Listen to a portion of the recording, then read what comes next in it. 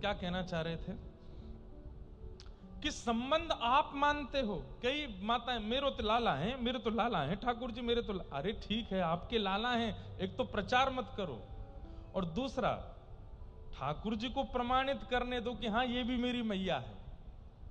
और जब तक वो प्रमाणित ना करे तब तक कहते रहो कि लाला है लाला है, लेकिन जैसे ही तीसरा व्यक्ति एंटर करे तो वो परमात्मा है, उसके सामने मत बोलिए कि वो लाला है, परमात्मा है, भगवान है। ये तो ऐसे जैसे ही चले जाए एकांत में फिर से लाला मानो। संसार के संबंधों का प्रचार करिए पर ठाकुर जी के संबंध को गोपनीय रखिए। उसका प्रचार मत करो कि मेरे ठाकुर जी खाते हैं, मेरे ठाकुर जी मुझसे बोलते हैं, मुझसे बात करते हैं, मेरे साथ रहते हैं। नहीं करना है। ठाकुर जी प्रचार से बहुत डरते हैं और निज संबंध के प्रचार से तो बहुत ज्यादा। पूरे रास पंचाध्यायी गोपी गीत में हमने सुना क्या, यही तो सुनाते हैं कि गोपियों के लिए ठाकुर जी आधी रात में एकत्रित हो गए और यमुना के तट पर रास विहार करने लगे। सब गोपियों से संबंध माना ठाकुर जी ने, पर वो गोपियां उस संबंध को स्थिर नहीं कर पाई। इसलिए बस ठाकुर जी को वो प्रिय नहीं है कि आप उसका प्रचार करो। गोपनीय रखिए अपने संबंध को, मत बताइए, मत कहिए। तो जिन माता जी का ये भाव है उनसे हमारी प्रार्थना कि आप ठाकुर जी से अनेक संबंध मानो, अच्छी बात है। किसी को बाबा, काका, मामा, चाचा, जीजा, जो मानना है मानो, पर उसको गोपनीय रखो और प्रतीक्षा करो कि ठाकुर जी किसी ना किसी संकेत से उत्तर देवें। अब ये हमसे पूछेंगे कि कैसे संकेत मिले कि ठाकुर जी हमारे क्या है, वो संकेत आपको प्राप्त होगा। आप प्रतीक्षा करेगा या प्रत्यक्ष हो जाए, किसी भी रूप में होगा होगा। हमारे गिरधर लाल जी हमारे कौन लगते हैं, आज तक दुनिया अपने अपने आंकड़े लगाती जा रही है, लेकिन किसी को नहीं पता कि वो हमारे कौन है, और ना हम बताएंगे। कोई कहता है कि हम उनके बाबा हैं, वो हमारे लाला हैं, ना। कोई कहता हम उनके भैया हैं, वो हमारे छोटे भैया, ना। वो कई हमारे सखा हैं, नहीं। पता ही नहीं है और ना किसी को बताना है कि वो हमारे कौन है। संबंध गोपनीय रखना है ठाकुर जी से। सच्चिदानंद रूपाय, सत्य, चैतन्य और आनंद, ये तीन रूप हैं भगवान के। भगवान सत्य है, ठाकुर जी सत्य हैं। ये विश्वास चित्त में रखो कि वो सत्य हैं।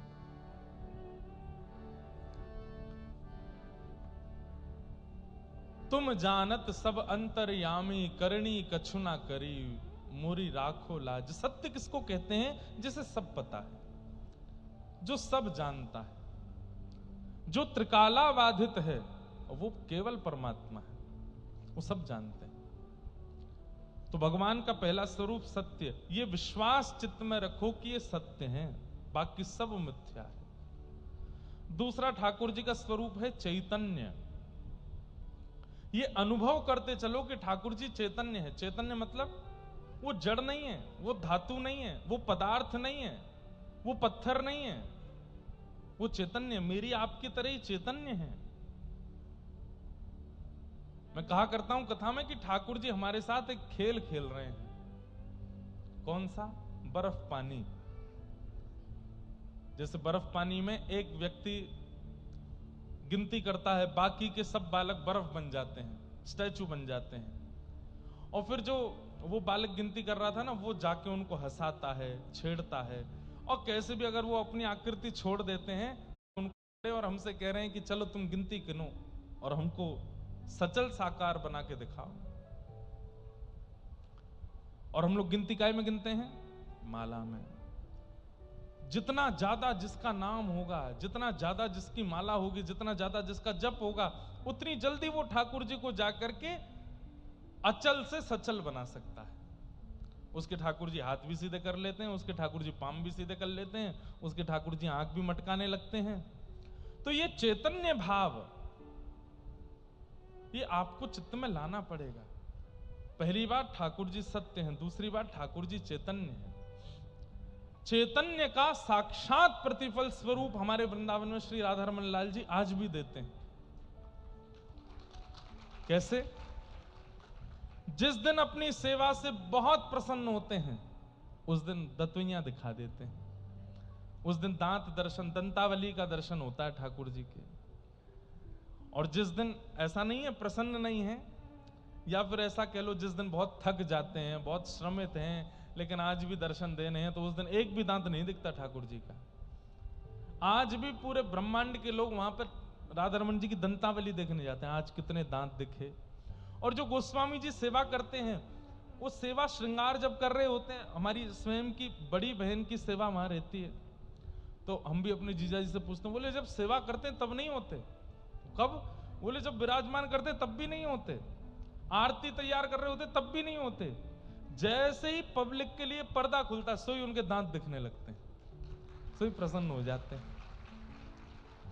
आज भी क्यों? चैतन्य है, जड़ नहीं है, चैतन्य है। ऐसे ही ठाकुर जी को चैतन्य मानो, उनके प्रति चैतन्य बुद्धि रखो। चैतन्य बुद्धि में बड़े छोटे छोटे व्यवहार होते हैं। जैसे, बहुत ध्यान से सुनिएगा, जैसे मान लीजिए कि आप मेरे मित्र हो और मैंने आपको अपना मित्र मान लिया, तो मित्र मानने से काम नहीं चलेगा, मित्र के कई फर्ज होते हैं, वो मुझे निभाने पड़ेंगे। जैसे मित्रता का पहला फर्ज क्या है? समय समय पर आपको फोन करूं, और भाई कैसे हो, कहां हो, क्या हालचाल, सब ठीक ठाक? बोले हाँ। मित्रता का दूसरा क्रम क्या है? हमारे घर का कोई भी बड़ा उत्सव हो तो आपको निमंत्रण दिया, भाई जरूर आना हमारे घर पे, ऐसे ऐसे उनका जो है जन्मोत्सव है। फिर उसके बाद जब आप मिलो तो आपकी पूरी व्यवस्था का ध्यान रखना, आपके खाने की व्यवस्था, सोने की व्यवस्था, पीने की, बैठने की, उठने की, नाचने की, सब सारी व्यवस्थाएं रखना। ये मित्रता कहती है। अब मान लीजिए कि आपसे मैंने मित्रता मान ली और आप घर आए मेरे, और मैं देख भी नहीं रहा हूं आपको, तो आपको क्या लगेगा? अभी व्यस्त हैं, अभी देखेंगे, मेरी ओर देखेंगे अभी। और फिर उसके बाद फिर भी नहीं देखा, तो आपने कहा कि मैं शायद दिख नहीं रहा हूं, थोड़ा सामने जाता हूं। आप थोड़े से सामने आ गए और मेरी नजर मिल भी गई, तो भी मैंने नजर फेर ली, तो आपको कितना कष्ट होगा। ये भगवान क्या हो गया, ये हमको देख क्यों नहीं रहे हैं, हमसे ऐसे क्यों नजर छुपा रहे हैं। आपने सोचा चलो छोड़ो, मैं जाके बात ही कर लेता हूं, और आप जब सामने आए, और भाई ठीक हो आप? हाँ हाँ ठीक है। कहां से आए? कितना बुरा लगेगा। इसने मुझे मित्र माना था, देखा नहीं चलता, बात नहीं करी चलता, मैं सामने जाके बोला तो बोलता है कहां से आए हो। ठीक वैसे ही ठाकुर जी, आप उन्हें किसी भी संबंध में मान करके घर लाए, और उसके बाद जब घर में ठाकुर जी की सेवा होने लगती है, और उस सेवा में आप बिल्कुल भी ये विचार ही नहीं करते कि ये चैतन्य है, तो ठाकुर जी को बहुत पीड़ा होती है। चुभने वाले वस्त्र पहना दिए, सिंथेटिक इत्र लगा दिया जिससे जलन होती है। कई जगह तो बड़े विचित्र हैं, मैंने देखा नहीं है पर मैंने सुना है कि एक जगह इतने सारे भगवान थे घर में कि वो माता जी कैसे नहलाती, बाल्टी में एक साथ सारे भगवान रख के और नल खोल देती हैं, और नहा लो भगवान सबरे, उसमें सर्फ डाल देती हैं, सारे काले हो गए, गोरे हो जाएंगे। ठाकुर जी चैतन्य है, वो जड़ नहीं है, उनके प्रति चैतन्य बुद्धि रखो। और चैतन्य बुद्धि जब होती है ना, जैसे बालक का जन्म होता है तो मां को हर क्षण उसकी चिंता लगी रहती है, भूख तो नहीं लगी होगी, इसके कान में तो दर्द नहीं हो रहा, इसके पैर में तो दर्द नहीं हो रहा, थक गया होगा, थोड़े चरण दबा दे, थोड़े हाथ दबा देती हूँ, थोड़ा इसको दूध पिला दूं, थोड़ा ज्यादा गर्म दूध है, कहीं गर्म तो नहीं है, पिला दूं ठीक रहेगा, अब ये थोड़ा बड़ा हो गया, इसको थोड़ा थोड़ा अन्न खिलाना शुरू करूं, थोड़ा। अब हर क्षण उसके प्रति चिंता। अब बालक का जन्म हो जाए 4 दिन से मैया कोई चिंता ही नहीं कर रही है, बस सुबह उसको दूध पिलाने के बाद पूरे दिन क्या करे कोई मत फर्क नहीं पड़ता, वो मां का कर्तव्य नहीं है। ऐसे ही शिष्य का, ऐसे ही भक्त का, ऐसे ही अर्चक का ठाकुर जी के प्रति एक दायित्व होता है, उसका पालन उसको करना पड़ता है कि वो चैतन्य है, वो जड़ नहीं है, वो पाषाण नहीं है, बैठे बस मंदिर में, चैतन्य है। और चैतन्य के प्रति वही स्थिति रख करके उसको सुधारो। सत्य, चैतन्य और तीसरा आनंद। ठाकुर जी आनंद है। इसमें हमारे गुरुदेव कहते हैं कि ठाकुर जी के प्रति दो बुद्धि रखो, सत्य और चैतन्य, तो तीसरी बुद्धि ठाकुर जी देने लगते हैं, क्या? आनंद। ठाकुर जी आनंद प्रदान करने लगते हैं। सच 30 सामग्रियों की लिस्ट बनाते हैं। अब देखो एक ये मैंने नहीं बताया, वो अपने आप करते हैं, शिष्य हैं, अपने आप बना रखे। 30 सामग्रियों की लिस्ट बना रखी है। बोले महाराज जी हम दोनों जॉब करते हैं, सुबह ही निकल जाते हैं, तो उनकी सेवा भी कैसी है? 4 बजे ठाकुर जी को उत्थापन करना, 5 बजे तक ठाकुर जी की मंगला बाल भोग कर देना, 6 बजे तक ठाकुर जी का श्रृंगार करके 6:30 बजे तक ठाकुर जी का राजभोग आरती कर देना, राजभोग लगा देना, और लगभग 7 बजे तक ठाकुर जी का ग्वाल उत्थापन, और 7:30 बजे तक शयन भोग कराना, 8 बजे ठाकुर जी शयन। 4 से 8 के बीच में पूरी सेवा हो जाती है, और 8:30 बजे वे दोनों अपने ऑफिस के लिए निकल जाते हैं, 9 बजे उनको ऑफिस जाना होता है। पूरे दिन की सेवा 4 घंटे में कर देते हैं, और इस पद्धति में कोई दिक्कत नहीं है।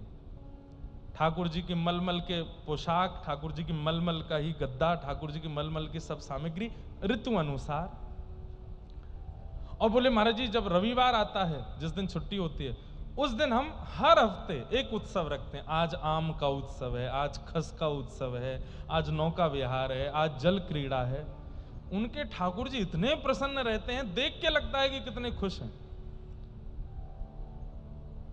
फिर 30 सामग्री उन्होंने लिस्ट बना रखी है, और उनकी पर्ची बना के ठाकुर जी के आगे रखते हैं। सुबह मंगला आरती करने के बाद वो बाउल में से एक पर्ची निकाल करके ठाकुर जी के आगे खोलते हैं।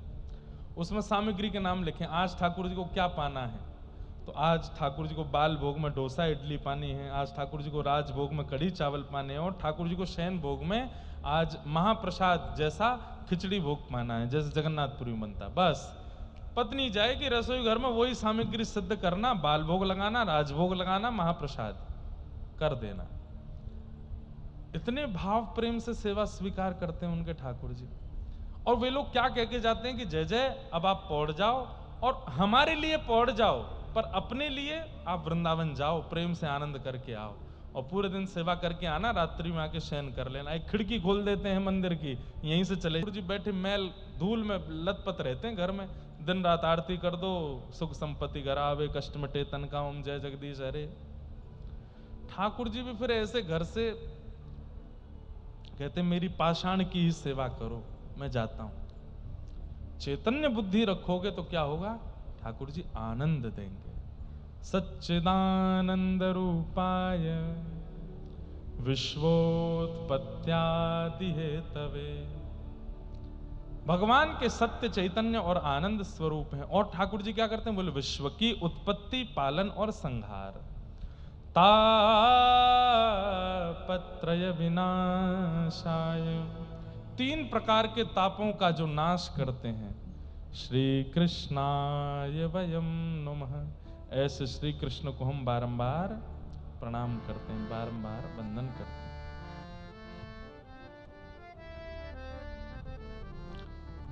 श्री कृष्ण को हम वंदन करते हैं।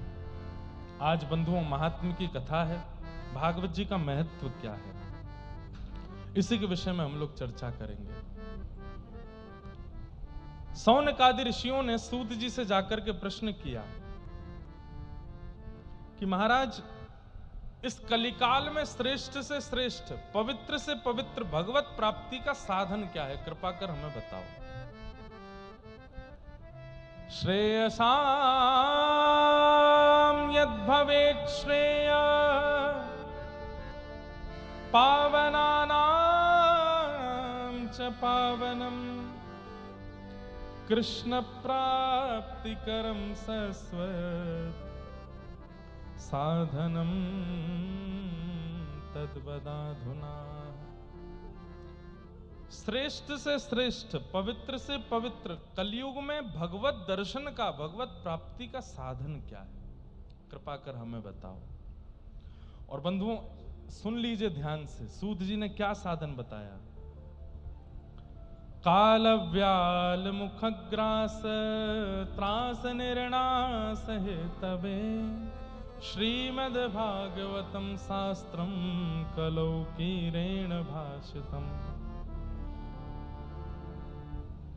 इस संसार में सबसे ज्यादा हम लोग डरते हैं मृत्यु से, और ये मृत्यु का भय ही हमें भगवत मिलन में बाधा बनता है।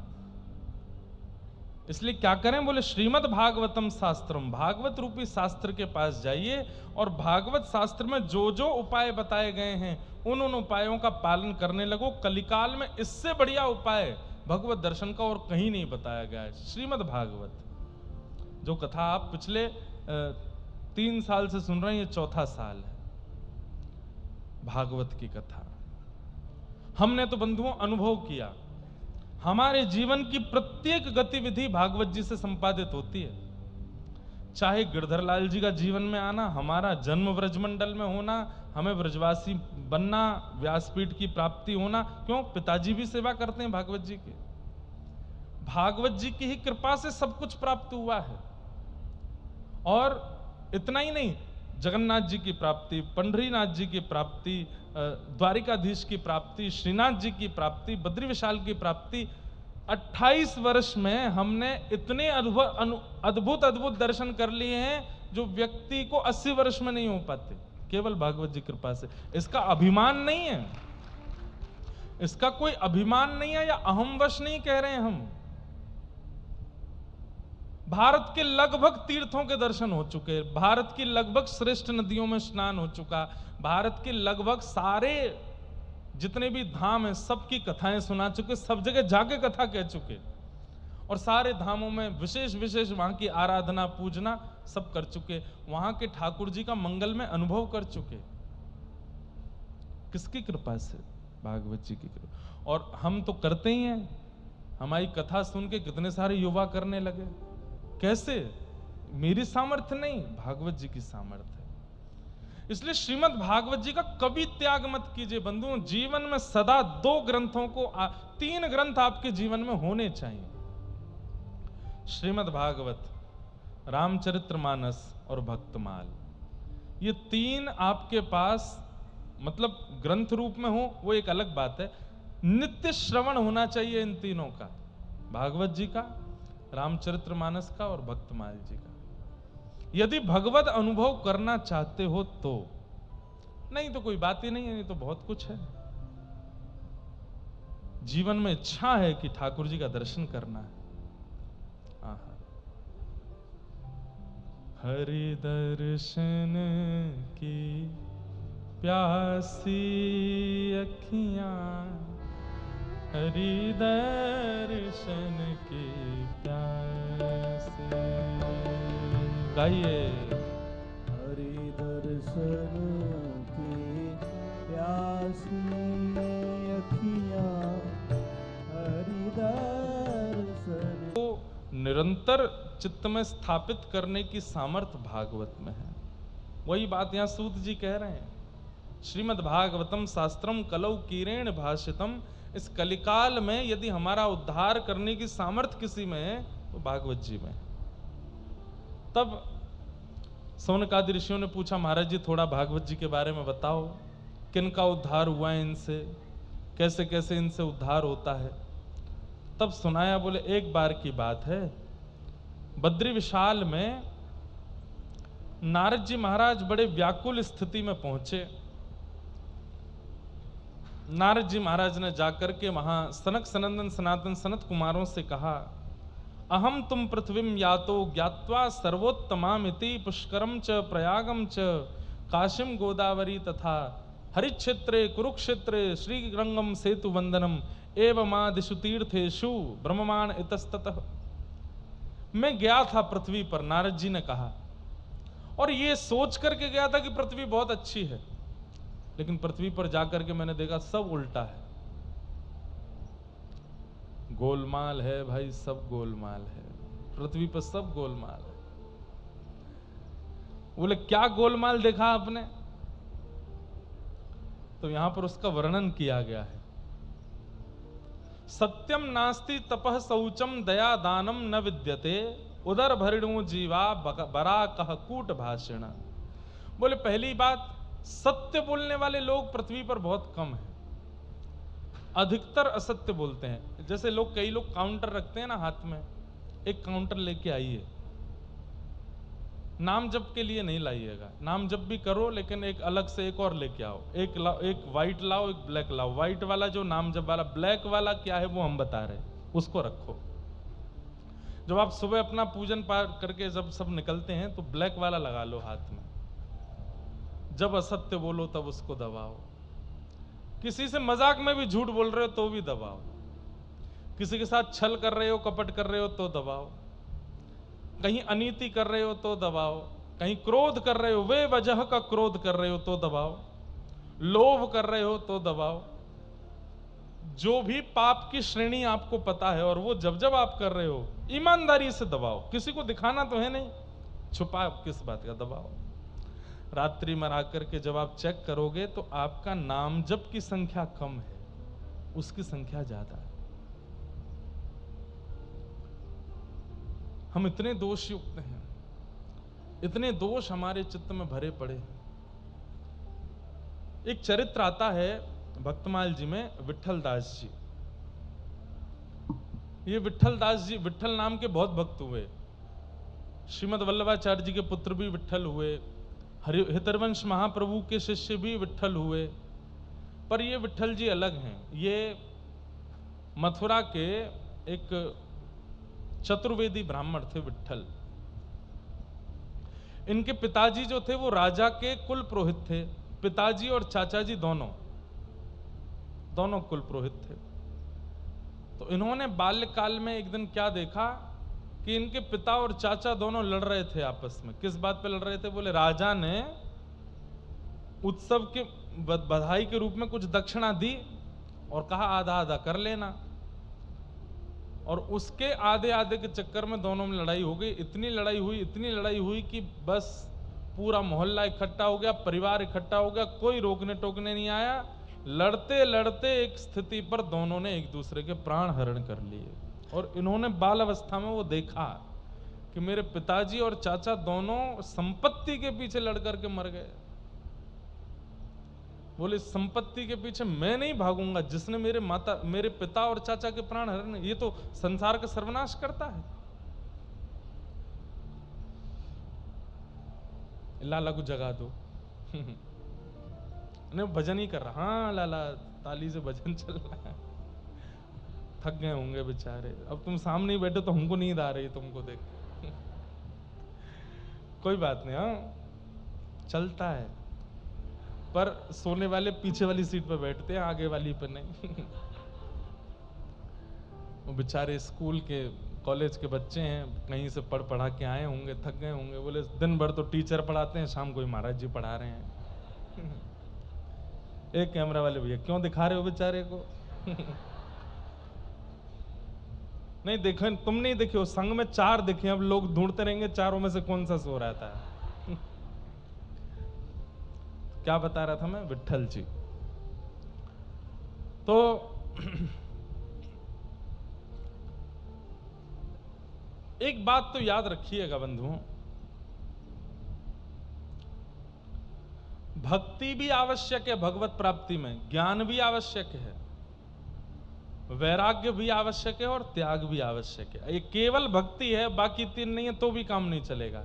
केवल ज्ञान है, बाकी 3 नहीं है तो भी काम नहीं चलेगा। केवल वैराग्य है, भक्ति नहीं है तो भी काम नहीं चलेगा। त्याग है और ज्ञान, वैराग्य, भक्ति नहीं है तो भी काम है। चारों चाहिए, भागवत, भक्ति, ज्ञान, वैराग्य और त्याग। जिसमें त्याग हम लोग अधिकतर करते नहीं। हमारी दीक्षा में 5 संस्कार होते हैं। तो 5 संस्कार में पहले तप्त 2 मुद्राएं, यहां गर्म मुद्राएं दी जाती, शंख चक्र। दूसरा पुंड्र तिलक, तीसरा मंत्र, चौथा नामकरण, नया नाम रखा जाता है, और 5वां याग। 5वां संस्कार ये होता है कि आपको किसी भी एक वस्तु का ठाकुर जी के चरणों में त्याग करना है, तब आपकी दीक्षा पूरी होगी। तो एक बालक अभी नासिक में मिला मुझे, मुझे बोला महाराज जी साल भर हो जाएंगे जुलाई में मेरी दीक्षा को। मैंने कहा अच्छा, पर मैंने एक वस्तु का त्याग किया था जब दीक्षा हुई थी। मैंने कहा अच्छा, पर वो कभी कभी मेरे साथ हो जाती है, मैं क्या करूं। मैंने कहा नहीं होनी चाहिए। त्यागा क्या था ये बताओ। तो बोला चावल। मैंने कहा वाह बहुत बढ़िया। मैंने कहा कोई त्यागने की वस्तु है? अरे हमने कहा था वो त्यागो जिससे तुम्हारा व्यवहार बिगड़ रहा है, वो त्यागो जिससे तुम्हारे विचार बिगड़ रहे हैं, वो त्यागो जिससे तुम्हारा स्वरूप बिगड़ रहा है संसार में। मैंने कहा ऐसे तो कोई चाय त्याग देगा और कोई क्या कहते हैं, बोले मैंने किसमिस त्याग दी। चलो, अरे कौन सी बड़ी त्याग कर दी भाई, किसमिस छोड़ के कुछ बड़ा थोड़ी किया। चलो मैंने बादाम त्यागे। बादाम, किसमिस, चावल, चाय, कोल्ड ड्रिंक, ये कुछ ठीक है नहीं, उनको सीमित होनी चाहिए, पर भक्ति के लिए तुम ठाकुर जी की प्राप्ति के लिए चावल त्यागोगे, रोटी त्यागोगे, सब्जी त्यागोगे? अरे नहीं, इससे अच्छा दुर्व्यवहार का त्याग करो। फिर हमने उसको समझा। मैंने कि भाई चकाचक चावल पा, मैंने जगन्नाथपुरी जाएगा क्या पाओगे, वहां तो महाप्रसादी मिलता है। लेकिन त्याग बहुत जरूरी है, एक वस्तु का त्याग करो। हां, एक त्याग है पोशाक। मैं जीन्स नहीं पहनूंगा, मैं टी शर्ट नहीं पहनूंगा, मैं धोती बगलबंदी ही पहनूंगा। हमने त्याग दिए थे आज से 10 साल पहले, आज तक नहीं पहने। रात्रि में कभी कभी खेलने जाते हैं तो टी शर्ट पहन लेते हैं, लेकिन नीचे धोती ही पहनते हैं। जीन्स नहीं पहनी आज तक, कभी पैंट नहीं पहन। कोई नहीं बता सकता कि महाराज जी ने यहां पे पैंट जीन्स पहनी हो, नहीं पहनते, त्याग दिया। और कभी जबरदस्ती कोई पहना भी दे तो ऐसा लगता है मेरी नाक दबा दी हो। मतलब मुझे ऐसा लगने लगा है कि मैं रोम रोम से श्वास लेता हूं, और जीन्स पहन लेते हैं तो ऐसा लगता है अब यहां से तो श्वास ही नहीं ले पा रहे हम ऐसा लगता है नाक घुट गई हो। अब वो त्याग एक बहुत बड़ा त्याग है। क्यों? समाज, संसार और सब लोग आपको देख करके टोक सकते हैं, अरे भाई आजकल ऐसे ही रहते हो, बने रहते हो। पर यह भी इतना बड़ा त्याग नहीं है। त्याग दुर्व्यवहार का, दुर्विचार का। विठल दास जी ने त्याग कर दिया संपत्ति का। बोले जो संपत्ति मेरे परिवार को नष्ट कर रही है वो संपत्ति के पीछे मैं नहीं भागूंगा। और एक बात बताऊं, आप सब इनको जानते हो विठल दास जी को। क्यों? इन्होंने एक प्रसिद्ध कीर्तन की रचना की जिसको पूरा विश्व गाता है।